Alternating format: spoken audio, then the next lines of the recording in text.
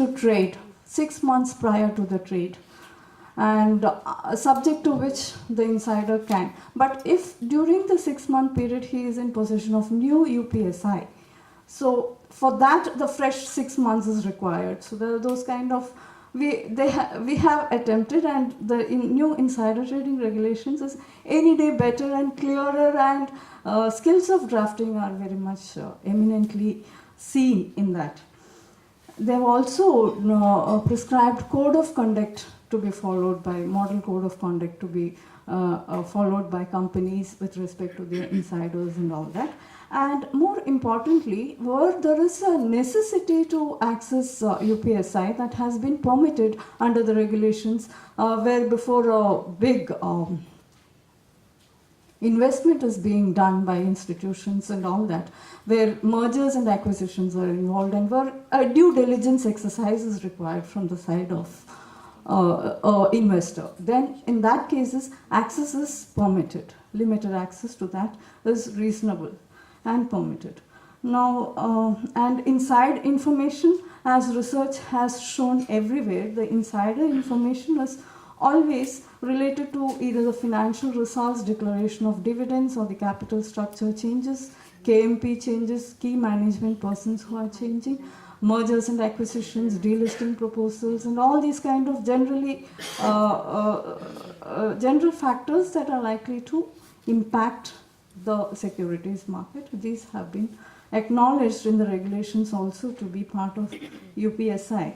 So always Justice Sodhi Committee's contributions has gone into the history of SEBI in a remarkable way, I would say. And I don't think I need to go into any of the details anymore, but a few thoughts on what the regulators face in this context. One is, in some cases we find that there are small mistakes, but it comes within the definition of fraud. We are not able to graduate the degrees of consequences or enforcement actions. So negligences and mistakes, unintentional though, are also being brought under the PFUTP regulations, but in certain cases are not so good. We are not able to distinguish. At times it becomes difficult to understand what is a harmful trading, what is a strategic trading from the perspective of investor. Is it really what he says? So these are all like how they project, and we don't know whether we are reaching the truth at times. Now, negligence also is one such case. We are, in some of the cases, finding it difficult to book the right person because of non-availability of evidence. Like, there are cases where the right person or the kingpin is never on record anywhere, either in the bank account, nor in the demat account, or anywhere, but poor people have been exploited, and we are not able to do anything about it because we are not able to get the direct connection with the party, and PFUTP is percolating down to small taxi drivers or the other people who have been taking some monthly salary kind of retainer fee kind of 5,000, 10,000 rupees and have been lending names. So that I think we need to approach.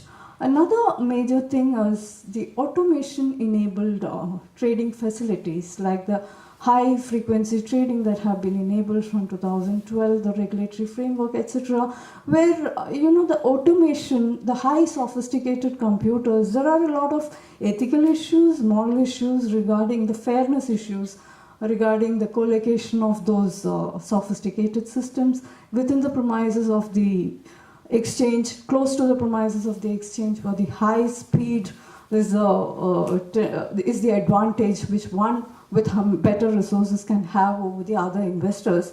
So that is one thing, and how to regulate it, and what are the kinds of, there's no end to the man's imagination and invention of new schemes of fraud. So we are grappling day-to-day basis on what kind of new practices are being perpetrated and what can be categorized and defined as an offense.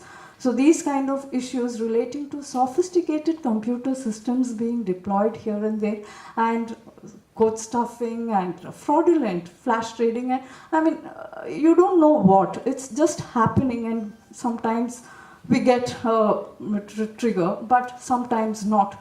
But there is, of course, in the system an undue advantage to people with better resources, and that has to be there, and it is part of the system. Sometimes the law appears to be very stringent, but in effect, when we want to invoke the law, our hands are tied because we don't find an exact provision. There are some way or the other where the other party has escaped. We know there is, the bits and pieces of the transactions are all legal, but the whole thing put together, there is a big fraud, but we are not able to catch that guy. These situations also we are facing.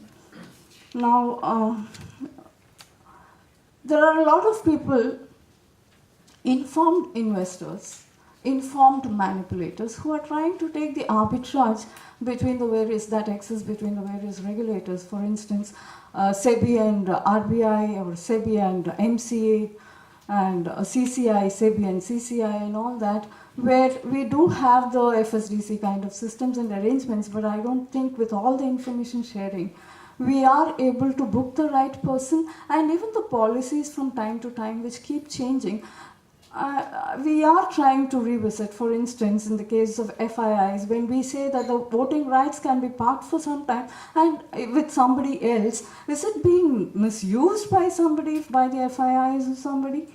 Or the subscribers of the ADRs or GDRs, is it being misused? Because after 5 years, when you look at the company, who are the subscribers, we are not able to take any action because it's been provided in the law that the voting rights can be parked with somebody else, and you can't find that they have acquired something. So there are instances where we are finding it difficult to enforce certain actions, though at that relevant point of time, the policy in consultation with the other regulators would have been in place supporting that particular formulation of the regulation. Now there is yet another challenge of having a lot of vexatious litigations being filed left, right, center against SEBI for not following principles of natural justice. So the shift in the judicial system is going towards whether SEBI is following PNJ or whether SEBI is doing the right thing and booking the right person. So we are a little bit, the investor community is a little bit disadvantaged with these kind of litigations also, but no offense meant to any lawyers here, and my colleagues also. So that's it. I think a lot I have to hear from our former ED, Mr. Sandeep Parekh, who is the next speaker, and Som Shekhar and others are going to make this whole deliberations very lively. All the best to you. Thank you.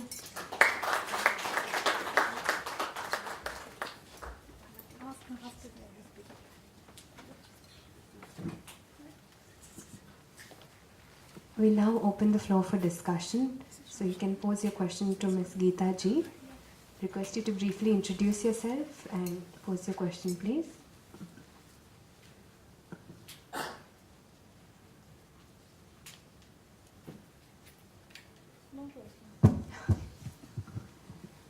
No questions? Yes, Mr. Shah. Good morning to everyone. I'm Pramod Shah, former chairman of the Institute of Company Secretary of India and managing committee member of IMC. This question to Madam is in what way the India insider trading, which is enforced in India compared to other countries, and what are the lessons we can learn from US and other countries where the insider trading is taken as a very serious offense, and what lessons we should learn from that? Yeah. See, there are special case law discussions that are being taken by Mr. Vora and many other following speakers. So I don't want to get into it. But insider trading has been, especially in Dansvatman case and all, has been taken up, and we are in India a little constrained to initiate action swiftly as they are.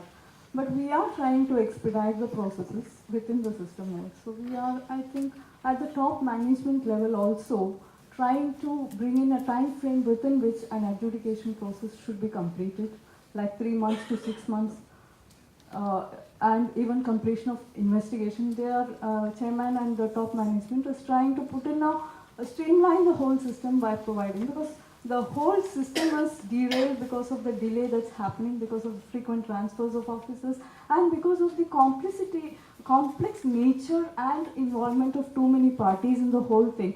We are not able to. Now with the new insider trading regulations, I believe all this has been appreciated by the committee.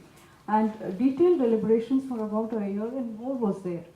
So before the regulations were passed. So, I mean, I think the new regulations should be taken care. Let's wait and watch how it stands the scrutiny of law. Thank you.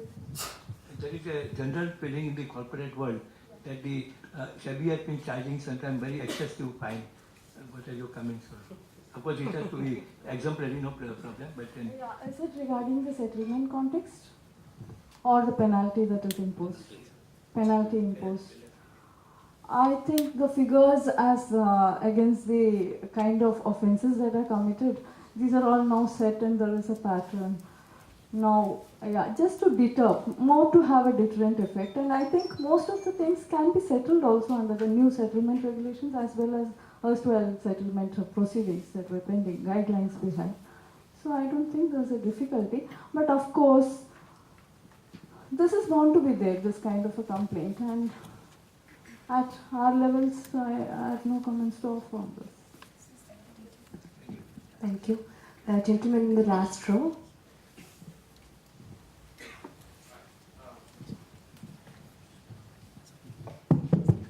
My name is Amrit Singh from FTI Consulting. Thank you, ma'am, for your comments, particularly about the practical problems of, tracking fraud or insider trading, and stepping out of the legalistic frame of the topic, because otherwise I won't ask this question. Do you see a proxy between, and this is a behavioral question, about disclosure standards of companies? How much are they stepping out beyond just mandatory levels and getting into voluntary disclosure as it's done abroad, and seeing propensity for any kind of insider trading? I mean, the disclosures as has been mandated in new set of regulations. We are yet to see because it's going to come into effect after 3 months, 120 days from January 15. The new disclosures or the forced disclosures that are going to come, that I think is going to set a trend. And we have, of course, the committee has also copied from the system that has been prevailing in other jurisdictions, more or less. So it may improve, it should improve, and insiders who are using the new regulations have facilitated parity of information between insiders. If it is used, it's a valid defense. So insiders themselves have access to their, that's a defense which is valid enough. And if the inside information has been, not acted in the same sense, acting contrary to the inside information, that is also there. ESOPs has been provided as a defense. There are a lot of defense as well as disclosures and the trading plan publication that has been now mandated.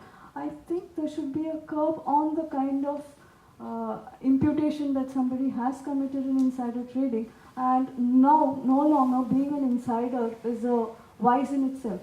This is my general feeling, and more disclosures are in good faith, and it is to improve. More transparency, more availability of information is any day better. So if some company is making voluntarily making more disclosures, I think that's in a good way. Thank you, sir. Yes, please.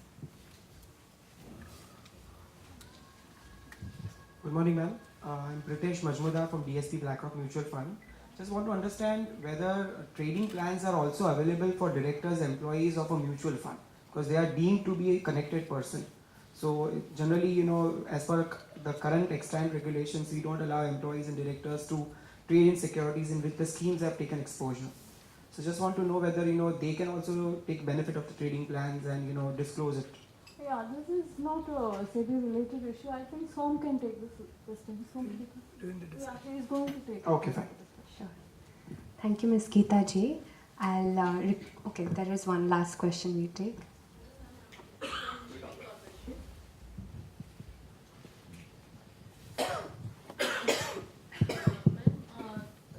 In the earlier the code, the regulation, there was provision for periodic disclosures. Every quarter, the designated employees were asked to disclose their holdings. But in new code, it is not there. So, are we supposed to continue with the system?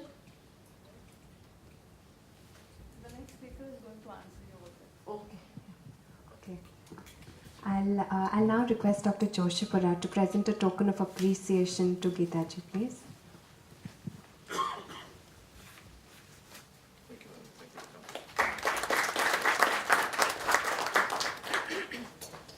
Thank you, ma'am.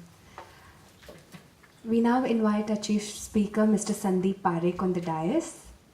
Mr. Sandeep Parekh holds an LLB degree from Delhi University and an LLM Securities and Financial Regulation degree from Georgetown University.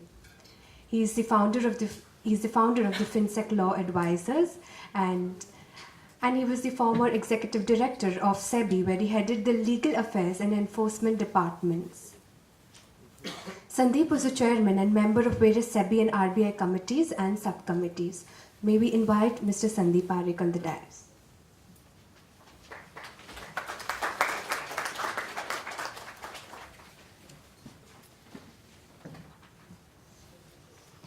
Thank you very much. I'm delighted to be here.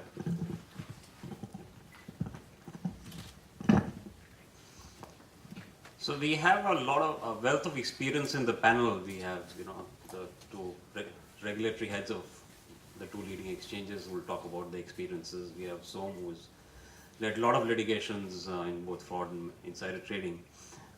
We have, of course, somebody from the Big Four, somebody from FTI Consulting, which does investigations, and somebody like Suhas, who helps you prevent and catch red flags in cases of fraud in companies. So I will not get into the practicalities and examples. I'd rather kind of speak of the theoretical construct behind frauds. And before I start that, of course, I have to introduce my good friend, Charles Bianchi, also known as Charles Ponzi. In Boston, 1919, he discovered the secret of perpetual money. And of course, he's sold it to 3 or 4 friends, a note which was supposed to give returns of 50% in 45 days. And again, the theory was that there is this, remember this is just post World War I time, and there's this scheme of a person in Spain being able to send a postcard from Spain to the US. And that postcard with that attached stamp could be bought in Spain for the equivalent of 1 cent. And it could be exchanged in the US for 5 cents. So he said, look, I'm making 5 minus 1 multiplied by millions and millions of stamps. I don't want to tell you the exact specific details of how I make money, but I'm making a lot of money. So from 4 or 5 investors in his note, within a period of 4 or 5 months, he had a queue which lasted 4 to 5 kilometers outside his office. People wanting to give their lifetime savings to him. Till, of course, there's a newspaper article which said that this is too fishy. So many stamps are not even printed in the world. How is he buying so many stamps? So there was a low-level investigation ordered by the Commissioner of Police in Boston. And out of the 2 people two inspectors who went to inspect, one of them ended up investing in a scheme. Finally, of course, there's another article. He got caught. He went to jail. He learned law there. He learned law. He defended his own case. After multiple effects, he got bail. He jumped bail, ran away to Florida. Of course, these are times before the information technology was so widespread. So he managed to live in Florida, and he started another scheme there, selling underwater land, sight unseen, $4 an acre. He again went to jail. Finally, he was finally deported in 1933. And incidentally, the company which he founded was called Securities and Exchange Company. So his year of deportation was pretty much the year in which the SEC, Securities Exchange Commission, was formed. So let me just start with the theoretical construct, as I said. four types of frauds really. The contractual fraud, you make misrepresentation in a prospectus, for instance. Somebody can sue you under the law of contract. The law of torts, or the tort of deceit as it's known. Somebody can sue you even though you don't have a contract with that person. Again, that's a kind of court-written law, and very, very detailed ingredients of fraud have been, have been generated through hundreds of years of case law.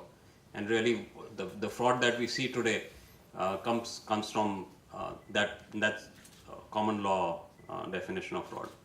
The third is, which is the most relevant, is statutory fraud, which is essentially what is provided in SEBI Act and SEBI regulations, as also the New Companies Act, etc. And the fourth is, of course, criminal prosecution, which SEBI has got powers to initiate. Now they have other powers also similar to prosecution, which is they can physically lock the doors in the SEBI building or send a person directly to civil prison for non-payment. The key, the kind of mother kind of fraud is, of course, misrepresentation. You say something which is not true. We'll look at what exactly misrepresentation is, but that's kind of the classic kind of fraud. In the securities market context, of course, there are other types of frauds. Manipulation is an example of, it's a species of fraud, where fraud is a genre. You have churning, for instance, if a broker is constantly buying and selling securities to create commissions and not really acting in the interest of the client, that could amount to fraud. Front running, we've had a couple of cases of mutual funds where front running has been detected. That's of course a kind of fraud. The antithesis of fraud is disclosure. And what I mean by that is, if you disclose your, for instance, conflict or your problem, you escape the charge of fraud, because disclosure takes away misrepresentation. If you say you're going to buy, if you're sending out a newsletter to your clients and you tell them that you're going to front run them, you say that I'm going to buy my positions in the next 2 days, which would obviously be in a conflicted position to yours. If that were done, the charge of fraud would not stand. So, the classic two ingredients of any securities law are laws on disclosure and the laws against fraud, and they're very deeply connected to each other. So let me get into the ingredients of fraud, which, as I mentioned, come from the common law of the tort against deceit. And the six ingredients of fraud are mens rea, or intention, misrepresentation, which can be by way of commission or omission, we'll get to that. Materiality, which is easy in the securities context, because materiality is anything which is price sensitive is material. Two types of causations, transaction causation, loss causation, which I'll talk about, and damages. Damages is kind of the least important, because in the classic market of buying and selling horses, you of course had to suffer loss before you could sue for damages. In the securities market space, you're hurting the entire market, so SEBI can come after you, even though the price of the stock has actually increased after the fraud has been unraveled. So damages is kind of the least important. Mens rea is of course critical, because as Geeta said, whether the boundary between negligence and rashness, where you call something as intentional is kind of obviously a matter of some matter of debate in the factual context of a situation. So what is rashness or what is negligence? It's a matter of degree. If you're driving at 60 kilometers an hour in a crowded street, it's probably rashness. If you're driving at 25 kilometers in a crowded street, it's probably negligence. Which is the number which distinguishes the two, I don't know, but depends on the facts of each case. But negligence can never amount to fraud. It has to be intentional. It has to be at least rash. Had you cared to know, you would have known kind of standard. Misrepresentation can be by way of commission, which is in plain English lying, or it can be by way of omission. But all omissions are not misrepresentation. Misrepresentation results only if an omission results out of a duty to speak. If there's no duty to speak, because obviously a listed company has a lot of information, all the intellectual property which it has, the strategy which it has. It's not supposed to put all that in public domain. It will collapse the next day if it did that, because it will lose its competitive strategy. So everything which is price sensitive does not need to be put out in public domain. But once you have that access to price sensitive information, you're not supposed to trade. And we'll talk about insider trading. Materiality, as I said, is fairly straightforward because you can see the price. You don't have to kind of get into theoretical arguments of whether this is material or whether it's not. If a fraud or misrepresentation, when disclosed, impacts the price, is probably material. If it doesn't, it probably is not. So, if, for instance, a director misrepresents his age, it may otherwise be not material, but if a person has misrepresented his age to kind of commit pensions fraud, for instance, it becomes extremely material. So it has to be in the context, and there's a probability and magnitude test. So if the probability is high, you need to disclose that specific stuff. Similarly, if the magnitude is high but the probability is low, you probably need to kind of disclose to escape.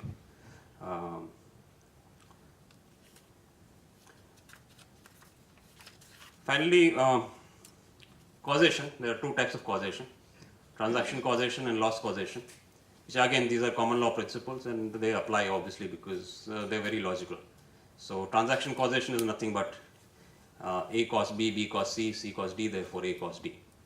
And loss causation is that the loss was caused by the fraud and not by market forces. For instance, if the stock price had fallen because the market had fallen, you can't sue for that amount. You really can sue for the amount which can be attributed to the fraud. Secondary liability, aiding and abetting, is kind of well understood. If you help somebody commit fraud, you're obviously liable. What is something which has been more developmental is the supervisory roles, which especially in the securities market.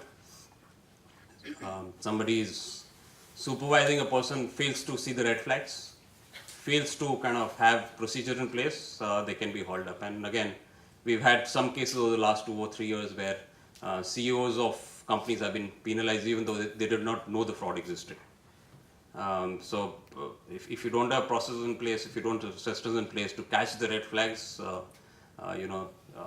your neck can be on the block, even though you're completely unaware of the fraud. And finally, conspiracy, which is actually technically in law, it's a primary liability, it's not a secondary liability. To give an example of conspiracy is, let's say 5 people decide to rob a bank, and one person is posted outside the bank while the other 4 go inside.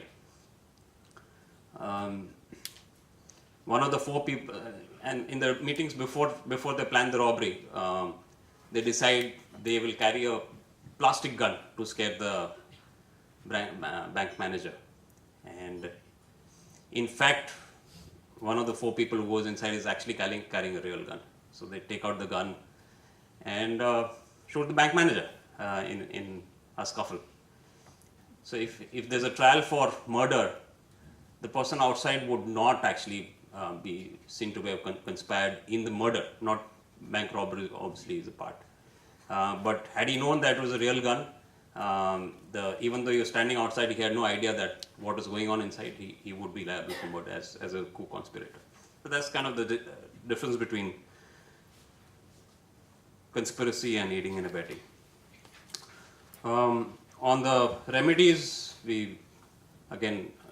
I'm repeating myself a bit because Geeta has already mentioned the 4 types of consequences. You have the 11B order, the remedial order, which cannot be punitive in nature, and there's sufficient case law to back that up. You have punitive orders, which are supposed to hurt you for for the wrong you have done. So they are they're clearly punitive in nature. You have a separate type of a punitive action, which is called a disciplinary action, which is against registered intermediaries, which is essentially saying we take away your license, we either suspend or take away your license to act as a broker, portfolio manager, etc., etc. And finally, of course, criminal prosecution, which SEBI typically uses either for signaling effect or where there's no other alternative remedy. For instance, SEBI imposes a penalty and person doesn't pay up. They clearly don't have any other option till recently. Now, of course, they can attach assets, etc. On private actions, SEBI has, unfortunately, the law in a country is that private lawsuits are barred under Indian law. And there are 2 sections under SEBI Act which say a person who is aggrieved by any kind of fraud cannot go to a court of law. All they can do is complain to SEBI.